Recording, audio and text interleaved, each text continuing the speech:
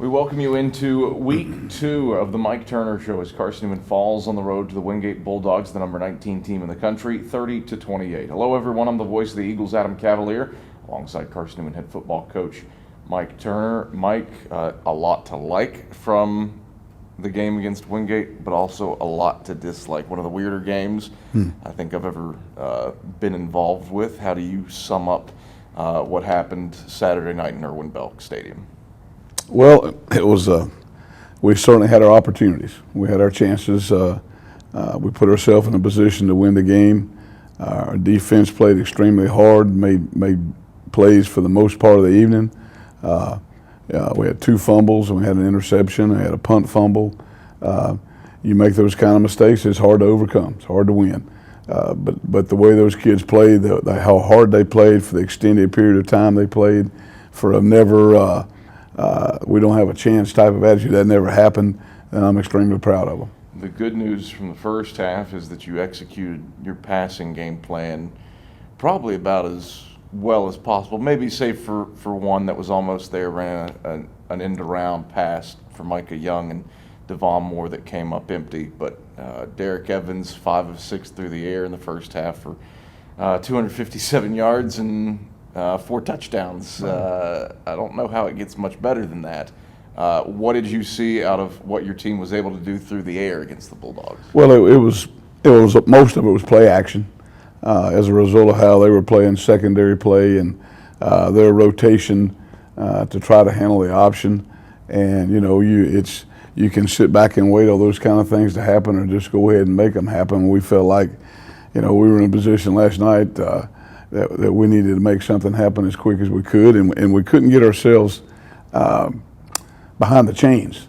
All right, we needed to make plays to not get ourselves to 3rd and 8 or 9, if we could avoid that. And so, if that's the situation, then you got to do some things on first down. If you can make it look like play action, then that's even better. It's one of those games where, again, kind of went into topsy-turvy world. I think if anybody said that, hey, Wingate's going to have 168 more rushing yards than Carson-Newman, and Carson-Newman's going to have 188 more passing yards than Wingate, people would be scratching their heads a little bit. That was weird. It was weird for Wingate to be in the game in spite of going 1 for 12 on 3rd downs. Right. It was weird for Carson-Newman to be in the game in spite of averaging 2.7 yards per rush. How did you manage through all that? I don't know that. I don't know that you managed to do that. I do know this, that we've got to run the football better. We are an option football team, and we can't average 2.7 a rush. We've got to do a better job knocking people back, a better job of holding on to football, a better job of in our reads in the option game, that type of thing. But I did think we gave ourselves a chance last night by showing people that we can come off the football, that we can get the ball down the field in the air and make big plays with it. That will have its benefits for us down the road. Carson-Newman falls at Wingate 30-28 in week 2 of the football season. We're going to count the first half when we come back after these messages on the Mike Turner Show.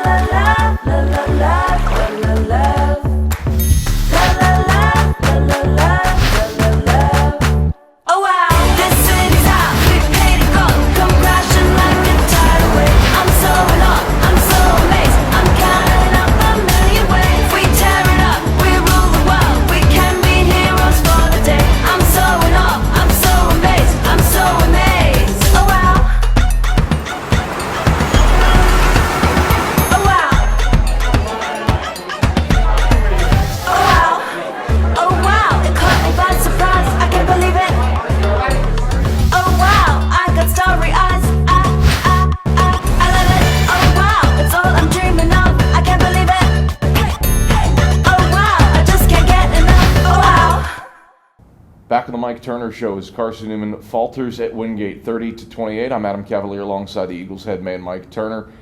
Mike, a first half that, my goodness, was it explosive. 4 touchdowns all through the air, more than 250 yards passing at the halftime break. And you had flashes of Braxton Westfield in week 1 against West Florida. He was a firework against Wingate. 3 catches, 169 yards, 3 scores. Matches a single game touchdown record. His 59 yards per catch is among the top 3 totals in school history. How well did he account for himself in the passing game in the first half? Oh, obviously he's a very explosive young man when you get the football to him, and we're blessed. You know, we've got a Romaine Kelly, we've got him, we've got some other guys, Devon Moore, that's fast as lightning. You know, we've got some guys that can run and catch a football and give an account for themselves. I think the biggest thing there when I came in there at halftime was, you know, you get the sheet and we've had 25 snaps at halftime. That's not enough. You know, that's not enough. Now, score on the first snap, great. That's fine. And you'll never begrudge that one. But you've got to have drives. You've got to have time management on the clock. You've got to keep, you know, and our defense responded great. They didn't give up many drives at all, you know, with length there in the third quarter maybe. But we've got to maintain the football better. We've got to go better first down, second down, so that we're in manageable positions on second and third down. As good as the passing game was, ball security was about the opposite of that. There's 2 fumbles inside your 10, and I mean, credit the defense, only allowed 10 points off of that, and then fumble away a punt. Again, kind of alluded to it earlier, the topsy-turvy nature of that game. It was, boy, Carson-Newman loses it 3 times. They shouldn't be leading, and yet here you are up 8 at the break, feeling like maybe this should be a 17-point game or so. Oh, no question. And you can't. The ball security is the number one thing in this offense. It has to be. We just had some drops there at those positions, and you can't do that. It really wasn't with contact. Yeah. All right. And for our defense, you know, you turn the ball over where we did, and they got 10 points out of it. The score is 30-28. Okay, I think they would have had a hard time driving the football and scoring on our defense as far as maintaining that, and they didn't do it very often the rest of the night. And we certainly can't put those kids with their back to the wall like that. But you got to be able to maintain the football. You can't play safe and be very good in college football. You can't do that. And we weren't doing anything that was off the wall right there. We were running the base offense and put the ball on the ground twice. You bring up the defense. Wingate scores 4 times in the first half. Longest drive is 55 yards. Their 3 other scoring drives travel 1 yard, 8 yards, and 20 yards. Right. How much of a mixed bag of emotions is that? Yeah, you're happy with what your defense prevented there, right? But at the same time, you hate to see 3 easy scores on that short of a field. Well, you do, and you hate to see any drive that's 30 yards or whatever, you know, where you give up big plays. And I think the only drives they had, you know, we punted the ball. We got the ball on the one. They got the ball on the 1 yard line when we threw the interception. The kid tried to run it out, and the first snap, the kid goes 50 yards. I think, you know, explosive play. And that's the number one deal on defense. They're just like on offense. They want to win first down. They want to win second down. So third down's a manageable down for them. And you can't give up big plays. You can't give up long drives. And, hey, that's what this offense has to do. It has to have long drives. 16-day layoff leading into that game. Did that have an effect? Was it a non-factor? Did that play in at all? I don't think that played one snap in that one. I think we were the more rested team. I think our conditioning was great. We'd been practicing in 97, 98, 95-degree weather for 2 weeks and hadn't backed off a bit on them. So I don't think that time deal. In fact, it should have worked even more for us about the healing process and the rehab process. Eagles were ahead at the halftime break, 28-20. We take a look now at those first half highlights. Field and more out the wide side left. Kelly short side right. Evans back to pass. Rolls left. Throws over the middle of the field. Complete to Braxton Westfield at the 35. Westfield on his horse in Wingate territory. Across the 30 and 20. Westfield a man to beat. Westfield houses it. Touchdown. Carson-Newman. Hello world, meet Braxton Westfield. 81 yards for the house call on the third play from scrimmage. Eagles up 6-0.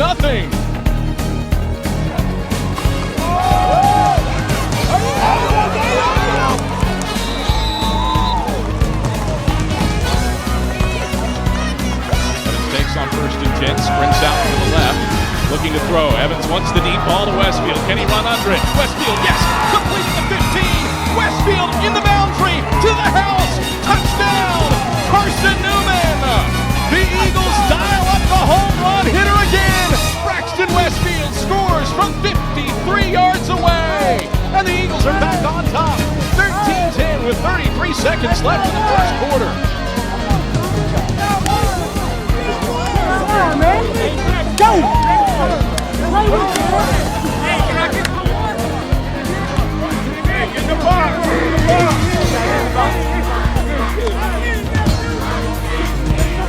Johnson and Wimbush, the split backs behind Evans. Evans fakes the dive, dumps middle of the field to McCarron. McCarron wide open at the 40. McCarron in a foot race, picks up a block from Westfield. McCarron along the right hashes. McCarron all the way. Touchdown, Carson-Newman. Trevor McCarron, 79 yards for the house. Well earned for the tight end. Mercy, the Eagles throwing haymakers through the air. And McCarron finishes it off on the long touchdown from Derek Evans. Evans takes on 2nd and 2. Evans back to pass, dumps over the middle of the field for Braxton Westfield. Completed at 10 right hashes. Westfield will stroll into the end zone. Touchdown, Carson-Newman. 3 scores for Braxton Westfield through the air. This one the run of the litter at 35 yards. And the Eagles are up 27-20 with 5:08 left in the second quarter. Braxton Westfield, 3 catches, 169 yards. Gotta love it.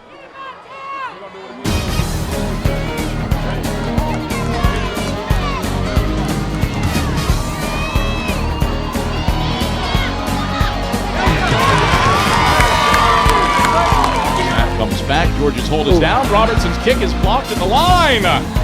Eagles reject it. Not sure who it was that rose up over the middle of the line to send it into the back. Those are the first half highlights. Eagles led it 28-20 at the halftime break. Mike, with such a strange first half where you throw the ball as well as you did, but you also give it up 3 times, fumbling it. What was your message in the halftime locker room? Just to play like we're supposed to play. Don't get caught up in anything on the field. Keep your vision, keep your focus. Let your focus come from your heart so that you can concentrate and be about doing your job. I think our kids felt like we were in good shape. I didn't see any panic in anybody's eyes. I didn't see anything that would change anything. I think that we knew they had deferred the kickoff. We took the ball and went and scored first. That's important. And then they got the ball in the second half, and then they had a drive and put it in the end zone. And I think those are. It's always whether you're offense or defense at the start of the first half or the start of the second half. What happens right then, and they went down and made it a 1-point game. So we're still in there. We're still okay. Talk more about the second half when we come back after these messages on the Mike Turner Show.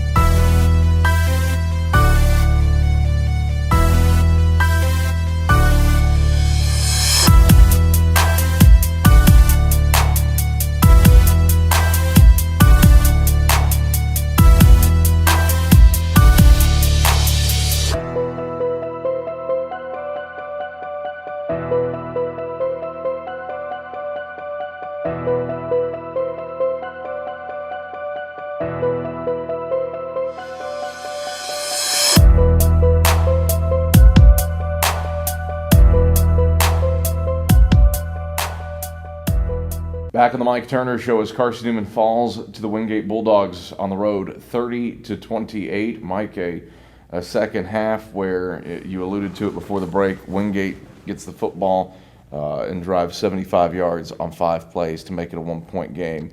Really, Wingate's only lengthy, sustained drive of the game that scored points. What was different about that possession compared to the other ones that led Wingate to punch it in?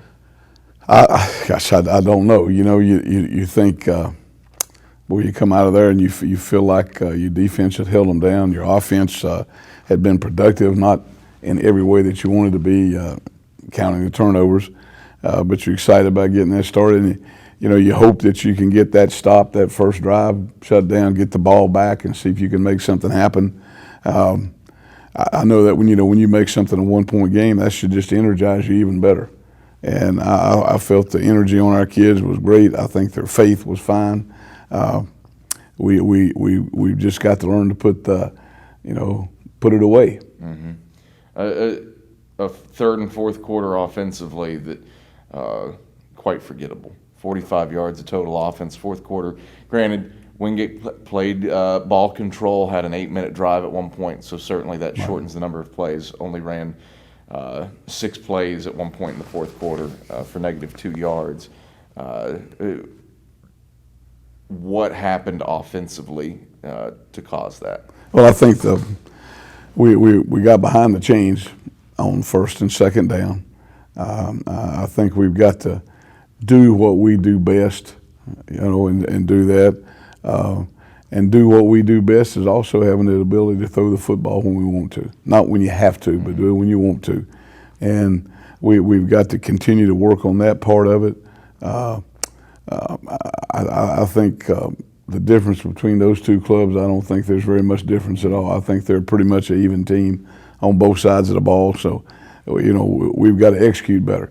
But it does go back to turnovers. It does go back to giving 10 points a spot. That changes everything as far as second half goes also. It's a 10-point swing right there that you didn't have to put up with.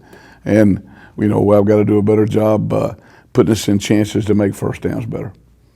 You look at the ground game, and while the numbers weren't there, at least for the career, Antonio Wimbush becomes Carson-Newman's 11th 3,000-yard rusher for his career.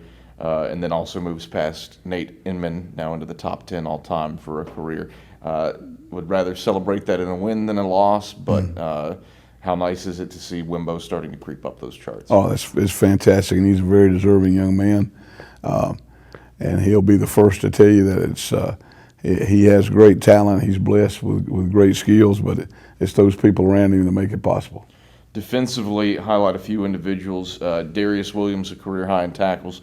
Career high for tackles for loss. Also picked up a sack on a play, on a sack that I don't know how Shaw Crocker held onto the football. Right. Credit to him there. What did you see out of your senior safety and those 12 tackles? They weren't big play safety valve tackles. You did some stuff with him that was really intriguing. Well, we wanted to bring him off the edge, try to get the numbers game against them, and there was a couple of times we had the numbers edge and they ran right by us, but when that guy comes off that edge like that and he's unaccounted for, there is the possibility for big plays. And yes, he's a very explosive player and is expected to make those kind of plays and be a leader for us out there. In the absence of Antonio Henderson, Daniel Dixon Brooks steps up in a big-time way. First career start, 14 tackles, a couple for loss. What did you see out of your freshman? Well, I think you go back and you also look there at Rondro Peoples. We had to move him to be the guy for Antonio. And you just took a guy and moved him from a position where he was the National Player of the Week. And, you have to understand, kids have to understand, you have to do things to make the team better. And he did that. He made that adjustment. I think played pretty solid. But Daniel Dixon Brooks is a guy that is very, very explosive. And when he can get going downhill on you, buddy, he's a factor. Another freshman that really stood out on defense was Nick Owens. 3 tackles for loss, 6 overall on the day. and really showed that he could get around that edge. What did you like out of the guy from Alabama? Well, he's a great kid. When we recruited him, you saw what he could be, and he's been forced into some got-to situations, with our youth and with some injuries, but was very pleased with his effort last night. And then he's a great teammate, and he's an excitable kid, and he helps fire up those other guys out there. Take a look at the second half highlights here on the Mike Turner Show.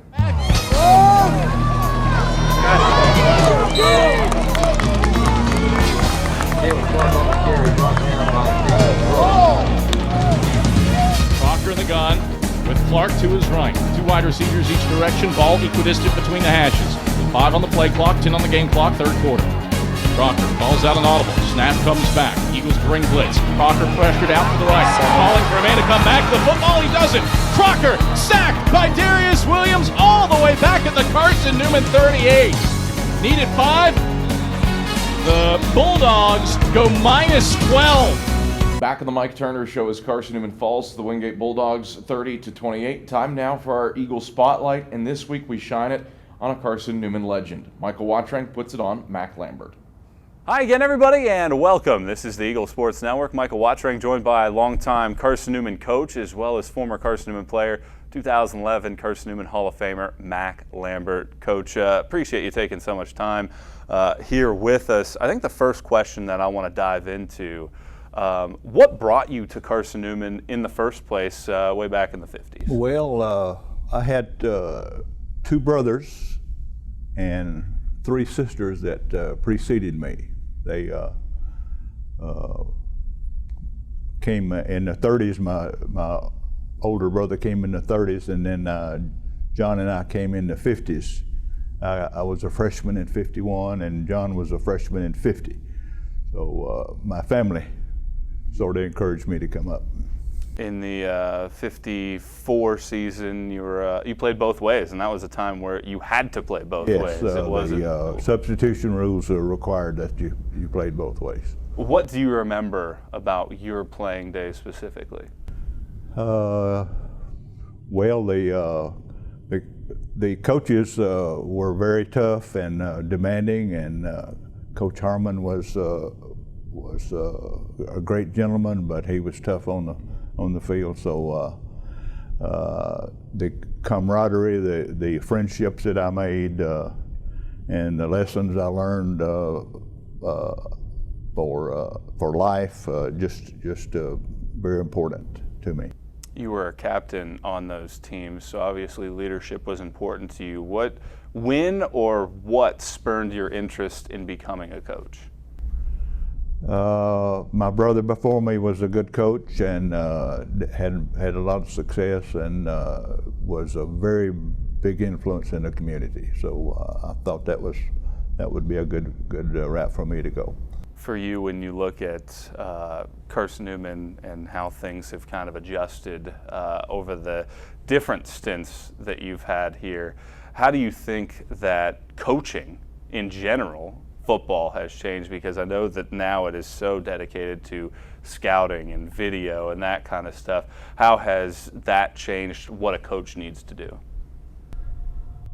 The filming has, I think in my 4 years at Carson-Newman that we filmed 2 games. So the scouting was very important, going to a game and to scout. I know Frosty Holt would tell a story about going up to King College, I believe, to play, and he would go to the barbershop unannounced. He didn't ever identify himself, but he would get a scouting report from the people in the barbershop.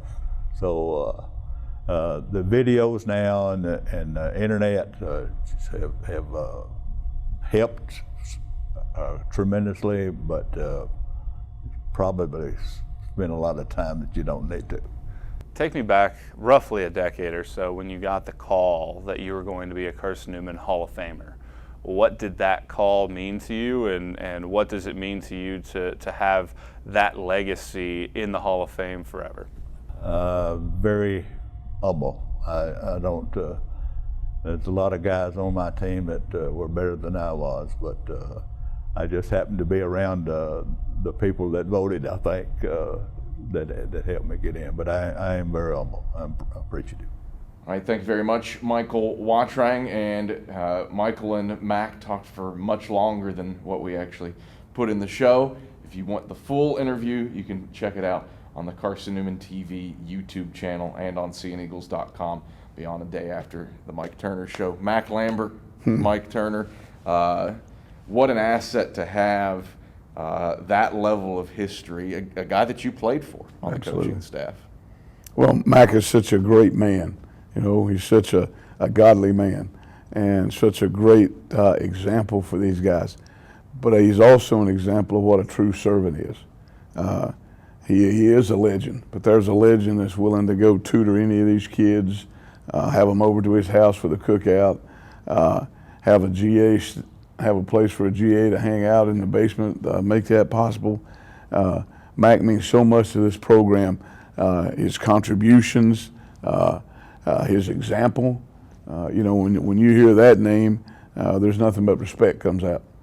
Turn your attention now to a 3-game homestand, and it starts with a team that the Eagles have never played before, in spite of the short distance between Jefferson City and Wise, Virginia. The University of Virginia's college at Wise, the Highland Cavaliers, first-year member in the South Atlantic Conference, come to town. UVA Wise had a chance to tie the game against Mars Hill on Saturday with a 4th and 10 pass into the end zone that came up short. But the Highland Cavaliers seem to have accounted for themselves pretty well against an FCS foe, and then a blowout win over Chowan to open up the season. What do you see out of a brand new opponent? Well, I haven't been able to watch video. We had some of our coaches have previously broke down the games before, and I'll get a chance this afternoon to look at the Mars Hill game. But I know the coaching staff up there, and I visited with them, and we're excited about having them in our league. It's another team to add to the South Atlantic Conference, and we need to continue to add those kind of programs in this league to make it much more convenient for all the football schools, especially in close proximity. But you know what they did, how they battled against Tennessee Tech at Tennessee Tech, and then they played at Mars Hill yesterday, and we're in both ball games. Shows you what kind of grit those kids have. For Carson-Newman, you look internally. I think I know the answer to this, but biggest room for improvement headed into week 3 of the season. Well, I think the biggest room for improvement is making sure we're ready to attack with the ground game. That we're going to make that happen. That the coach is going to allow that to happen, and give us plenty of opportunities to get that crank back up. I think it's great that we've established those guys in the passing game, but we've also got to know that's got to be a complementary part of our program. Hey, we're an option football team, and we've got to win the battle. First down, second down, third down, fourth down, whatever it takes. We've got to have more than 55 snaps in a game. We should be trying to get 80 to 85 snaps. And, you know, we had 55 snaps, and I think Wingate had like 67 or something like that. So we need more ball control, and we've got to come back. And you wish you were playing on Thursday night. I know those NFL guys don't like that, but our kids would like to play as fast as we could, and I'd like to coach as fast as we could too. Mike, pleasure as always. We'll talk to you UVA Wise next week. All right, Adam, thank you very much. That's Carson-Newman head football coach Mike Turner. I'm the voice of the Eagles, Adam Cavalier. This has been the Mike Turner Show. Thanks for watching.